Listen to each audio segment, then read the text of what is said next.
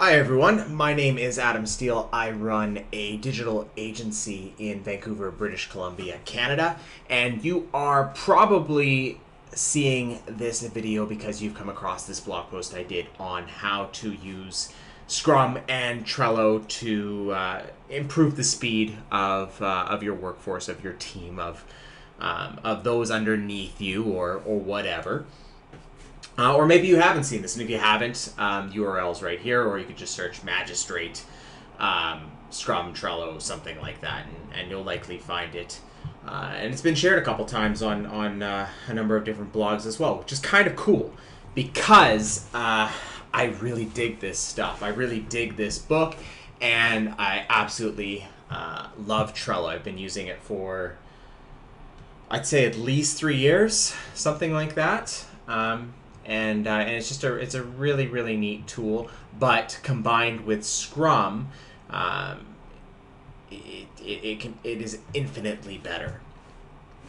Trello is a piece of project management software. It's free. It's awesome. Pick it up right away if you don't already have it. Chances are you already do, because that's how you found this post in the first place, or this video in the first place. And if you haven't heard of Scrum, pick up the book. I didn't buy the book. I got the audio book, and it was tremendous. I think it's even read by Jeff Sutherland. Scrum is I mean, I'm going to do kind of a crap job of explaining it. I know what it is in my head, but to put it into words is a little bit trickier. I expect I probably did a decent job on this blog post, so you can certainly check that out. Scrum is just a real sort of agile, quick, efficient, organized way of getting things done, essentially, getting things done faster. Instead of, kind of having this sort of big vision of what you want to do and how to get it done, we like to break things up, and we break them into these sprints, they call them, which are basically increments of time or chunks of time. A sprint could be 7 days, a sprint could be 2 weeks. I like 7 days. And we just, we decide that week or the week before it, we decide, okay, we know overall how many pieces of the puzzle must be completed to get us to X, okay? So let's grab 10 of those pieces, let's drag them into this sprint, and we're just going to focus on these 7 items, or these 6 items, or these 5 items. That's all we're going to worry about. We're not going to worry too much about the big picture. We know that if we get these 5 things done, we'll be that much closer to, whatever the overall goal or overall outcome is. So that probably doesn't make a lot of sense. So I'm going to show it to you instead. Very quickly, I'd love it if you checked out my YouTube show. I'm putting this kind of material on it all the time. I think even in one of these, this one right here, this is episode 3, I talk about Trello and Scrum, and I probably cover a few things that I'm not going to mention here. So do check it out. It's called The Steele Entrepreneur Show, and I think it's kind of rad. Going back, let's go to this sample Trello board. So this is quite literally something that I use. I will just take a copy. I will copy and paste this. Well, not actually copy and paste, but they've got this copy Trello board function where it can just replicate this board. And a lot of these cards, which are basically tasks, which you can kind of think of as kind of like to-dos, or kind of like, I think a lot of people compare them to sticky notes. Like if you imagine a whole bunch of sticky notes on a whiteboard and you're moving them from starting to finish, that's kind of what this is, but of course it's done digitally.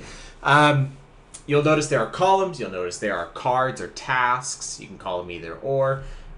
You'll notice that there are people's faces on them, they're named, there's numbers and brackets, there's all kinds of stuff. I'm going to explain how we've set this up, and what that means to us. And we'll go left to right, and we'll start with the columns because that's sort of, I think, the best sort of starting point here. Resources. And just very quickly, I believe this will work for any kind of company. It doesn't matter if you're a digital agency. It doesn't matter if you're a startup. It doesn't matter if you do manufacturing. It'll work. It will work in any kind of institution or business, I believe. So, resources. The resources column, these cards or these tasks, they're not really tasks. They're more like, not databases, but kind of like just areas where we store stuff. So like in this case, logins. I'm gonna open this up. Hopefully there's no logins in here. There isn't. And I'll just put all my logins in there. And this is just serves as a resource going forward. It doesn't move left or right. It just hangs out in here, right? Same thing, web assets, maybe, different websites that we're working on, pictures, just stuff related to the client account, essentially, right? And a few other things, right? So these things go in here, they stay in this column, they don't move.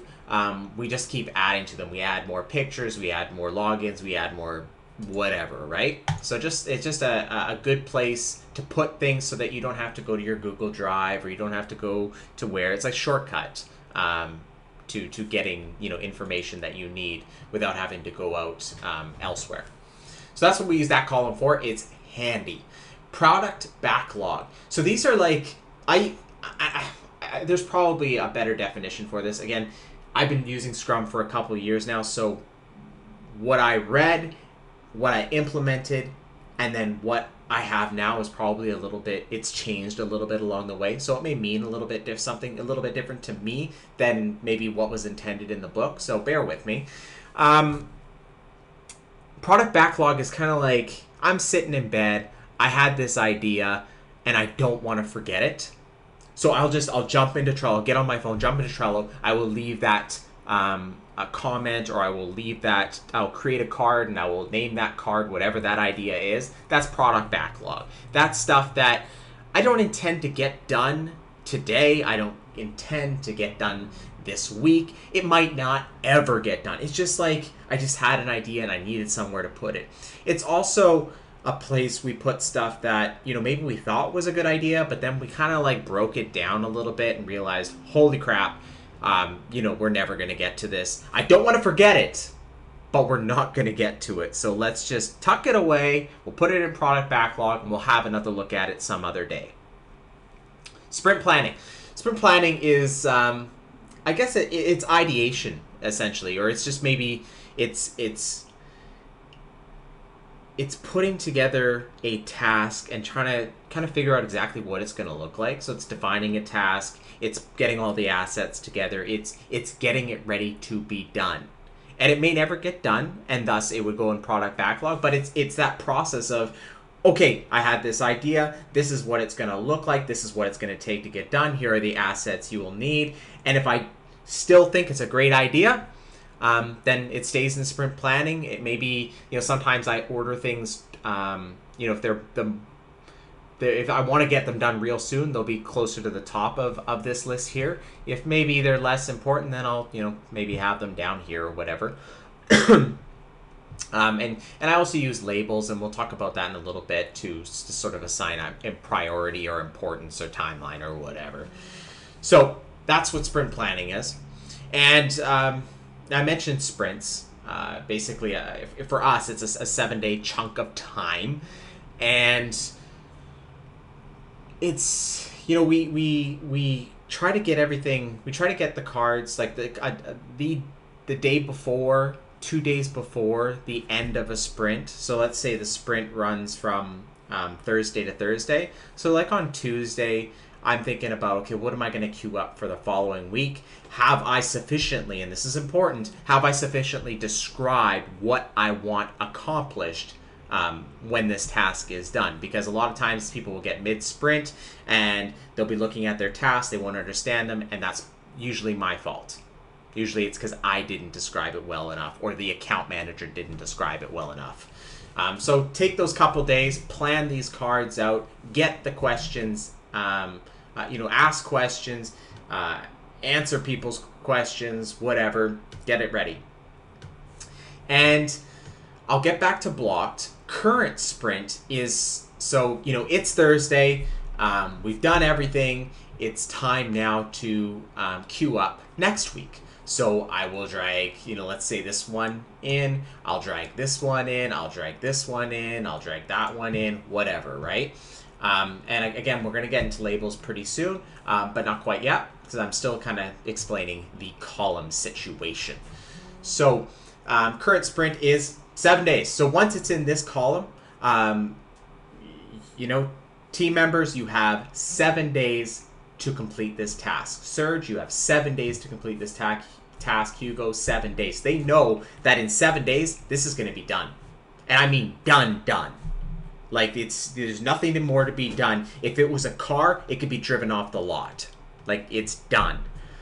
And that needs to be super clear with your team. You don't want some, you'll have cards in what we're calling QA or quality assurance or quality checking forever if that isn't clear with your team. You'll be going back and forth for weeks, and that is no good. Another quick tip is you'll see a lot of cards here. Some people will create a card and they'll create a checklist, and this checklist will be like a mile long. And then sometimes that can't be completed in a week. If it can't be completed if a whole card can't be completed in a week, in my opinion, it should be broken up into multiple cards, because it is soul crushing almost. It hurts it hurts the team when they can't move a card, when something is getting stale and never gets moved and never gets done. It feels good to move stuff, just like it feels good to check stuff off a list, right? So keep your checklists to a minimum. This is set up Google Analytics. Very straightforward. I don't need to queue up any, special items or anything like that. It's very straightforward. Now, I could have said, set up Google Suite, and that could have been like Google Webmaster Tools, Google Analytics. That could be goal tracking. That could be event tracking. That would take us some time, and there'd likely be some back and forth, and that should be multiple cards, and that's how we break things up. So another rule of thumb might be, if it takes more than 6 hours, 8 hours a day to accomplish, then it probably should be multiple cards. So anyhow, and like I was mentioning before, QA, quality assurance, or QC, quality checking, it's done.